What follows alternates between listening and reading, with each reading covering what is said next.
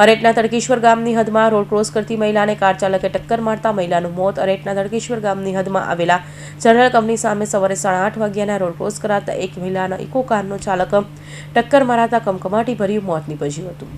મળતી માહિતી મુજબ અરેટ તડકેશ્વર ગામની હદમાં રોડ માંડવી રોડ ક્રોસ કરાતા અરેટના મોટા નોગામા ગામના રહીશ સયાબેન દિનેશભાઈ પટેલ હતા.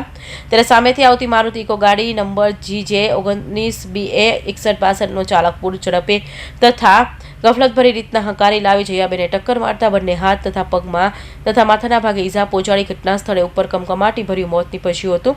ત્યારબાદ પોલીસ ઘટના સ્થળે ઉપર આવી કાયદેસરની કાર્યવાહી હાથ ધરી ઇકો કારના ચાલક વિરુદ્ધ ગુનો નોંધી મરણ જનારની લાશ PM કરાવી એમને વાલી વારસોને સોંપી હતી. જોકે કેમ માંડવી રોડનું નવીનીકરણ કરાતા આ માર્ગ ઉપર કાર ચાલક પણ ઘેટા બકરાની જેમ પેસેન્જરને લઈ સવાર સાંજ દોડે છે અને નાની વયના ટાબરિયાઓને પણ લાયસન્સ વગર પોતાના વાહનો બેફામ હકારવા હોય, જેથી આવા વાહન ચાલકો વિરુદ્ધ જિલ્લા ટ્રાફિક પોલીસ તથા સ્થાનિક પોલીસ કાયદેસરની કાર્યવાહી કરે એવી લોક માંગ ઉઠવા પામી છે. હમીરસિંહ ચૌહાણ, માંડવી.